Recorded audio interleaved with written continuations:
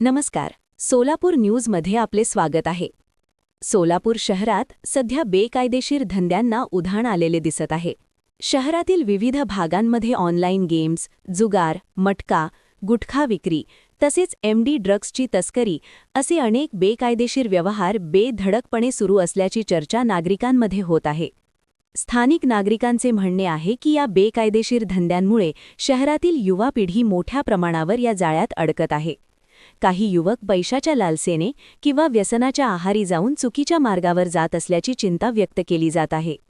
सामाजिक कार्यकर्त्यांचे म्हणणे आहे की या प्रकारांमुळे अनेक कुटुंबे उद्ध्वस्त होत आहेत. आर्थिक नुकसान, मानसिक ताण आणि काही ठिकाणी आत्महत्यांसारख्या गंभीर घटना देखील समोर येत असल्याची भीती व्यक्त केली जात आहे. नागरिकांनी प्रशासन आणि पोलीस विभागाने या प्रकरणांकडे गांभीर्याने लक्ष देऊन कडक कारवाई करावी अशी मागणी केली आहे. शहरातील बेकायदेशीर धंद्यांवर आळा घालण्यासाठी ठोस पावले उचलणे गरजेचे असल्याचे मत व्यक्त केले जात आहे.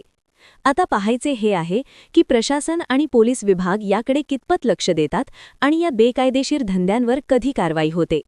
अधिक ताज्या बातम्यांसाठी पाहत